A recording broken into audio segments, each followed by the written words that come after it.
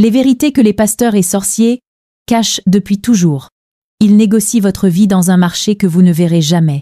Rien n'est gratuit. Même votre bonheur se paie ailleurs. Vous êtes manipulé dans un commerce que vous ne soupçonnez pas. Les secrets de réussite que personne ne vous a jamais révélés. Nous vivons dans un monde visible, tangible, où chaque geste, chaque décision, semble immédiat et concret. Mais derrière cette façade, il existe des plans subtils, des réalités parallèles où se déroulent des échanges que l'œil humain ne peut percevoir.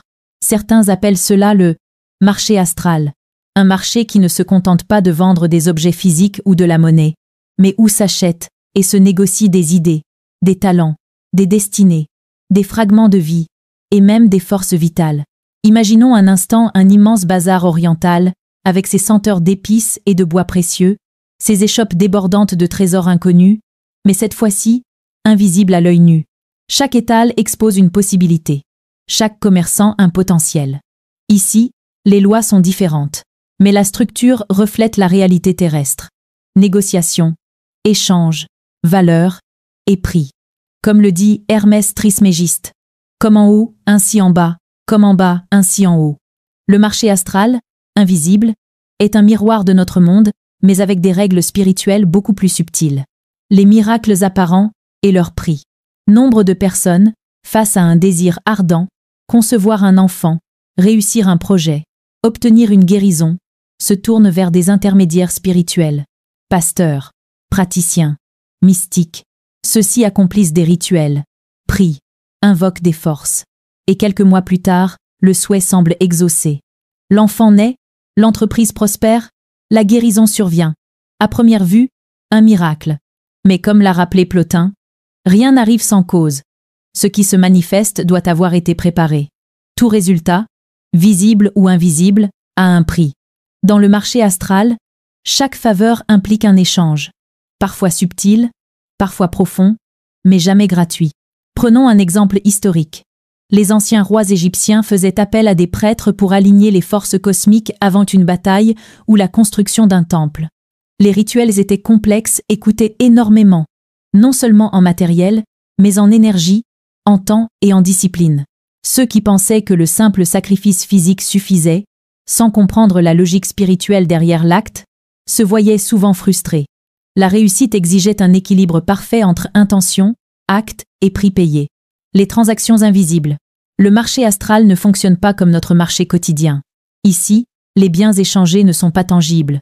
On y achète des idées, des projets, des talents non réalisés, des forces vitales. Imaginez un inventeur dont l'idée n'a jamais été concrétisée. Cette idée, mise sur l'étal invisible, peut être acquise par un mystique initié et réalisée dans notre monde. Ainsi, celui qui paraissait médiocre ou incompétent peut soudainement accomplir des exploits extraordinaires. C'est là que la notion de « vol de projet » prend tout son sens. Dans certaines traditions, on explique que les intentions, les rêves et même les plans non accomplis peuvent être subtilisés dans le plan invisible. Des initiés, dotés de connaissances et de clairvoyance, peuvent les racheter et les ramener dans le monde concret. C'est ainsi que, parfois, la personne qui semblait n'avoir aucun talent devient un génie créatif ou un leader visionnaire. Comme le disait Nisargadatta Maharaj, ce que vous croyez être vôtre n'est qu'un prêt de l'univers. Tout peut vous être retiré et redistribué. Imaginez un grand lac, calme à la surface, mais dont les profondeurs sont en mouvement constant. Sous cette surface, des courants puissants, invisibles, déplacent des objets, des graines, des énergies. Certaines graines sont prises par des poissons, d'autres déposées sur le rivage, d'autres encore restent en suspension, attendant d'être récupérées. Ceux qui ne regardent que la surface ignorent ces mouvements. Ceux qui plongent profondément, comme les mystiques, savent tout et quand récupérer ce qui a été égaré. Le marché astral fonctionne de façon similaire. Les mouvements invisibles sont constants, subtils, mais déterminants. Le prix à payer, subtil, mais réel. Chaque achat dans ce marché subtil implique une contrepartie. Ce n'est pas toujours de l'argent. Il peut s'agir d'une dette karmique, d'un engagement spirituel ou d'une transformation intérieure nécessaire pour assumer ce qui est acquis. Comme le soulignait Rudolf Steiner, chaque action dans le monde invisible a ses conséquences, parfois sur plusieurs générations. Dans certaines traditions chamaniques, on parle de restauration.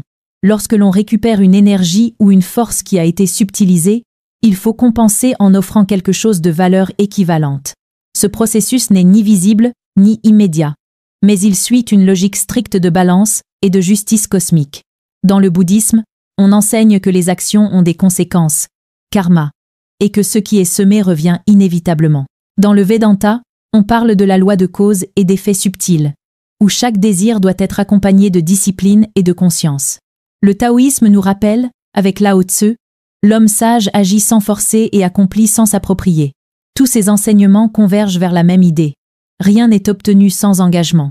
Et la réussite implique une compréhension profonde de l'univers et de ses lois. Même dans l'histoire moderne, des exemples abondent. Steve Jobs, lorsqu'il rêvait de créer Apple, a souvent parlé d'intuition et d'opportunités qui semblaient surgir de nulle part. Certains chercheurs spirituels diraient que ces idées, cette vision, a été achetée et manifestée à partir d'un plan subtil, où les forces cosmiques alignaient les conditions pour que son projet voie le jour. Le marché des vies et des enfants. Certains mystiques affirment que même des vies ou des naissances peuvent être négociées dans le monde invisible. Une femme incapable d'avoir un enfant pourrait, selon ses traditions, recourir à un praticien qui agit dans le marché astral pour restaurer ce qui a été subtilisé ou pour créer les conditions de la conception. Là encore, rien n'est gratuit. Une énergie est échangée, un engagement karmique est pris, et la vie qui naît porte en elle cet équilibre subtil. Mais le véritable enseignement derrière toutes ces histoires n'est pas la fascination pour les miracles ou les transactions invisibles. Il est dans la compréhension que tout ce que nous recherchons à l'extérieur, pouvoir, richesse, talent, réussite, existe déjà en nous. Comme le disait Bouddha, tout ce que vous cherchez à l'extérieur, vous le portez déjà en vous. Le marché astral, les échanges invisibles, les restaurations mystiques, tout cela n'est qu'un miroir. Un rappel que l'univers fonctionne selon des lois que nous ne maîtrisons pas encore totalement. La vraie sagesse consiste à développer nos propres ressources, à éveiller notre conscience et à cultiver la lumière intérieure, afin de ne dépendre d'aucun marché extérieur, visible ou invisible. Ainsi, souvenez-vous, rien n'est gratuit, tout a un prix, et la véritable puissance ne se trouve pas dans l'achat ou la vente de forces invisibles, mais dans l'éveil de votre propre potentiel. Développez votre discernement, votre conscience et votre sagesse. Apprenez à reconnaître les flux invisibles, mais surtout, apprenez à générer votre propre lumière. Car, comme l'a dit Alan Watts, vous n'êtes pas séparé de la vie, vous êtes la vie elle-même, jouant à se découvrir. Tu n'es pas ici par hasard. Dans la spiritualité, il n'y a pas de pitié. Tu comprends les lois de l'univers, ou tu les subis. Soit tu vis, soit tu respires. Tu ne peux pas échapper à ce que tu es. Ici, c'est pas la morale qui décide. C'est la vibration. Il n'y a pas pitié dedans.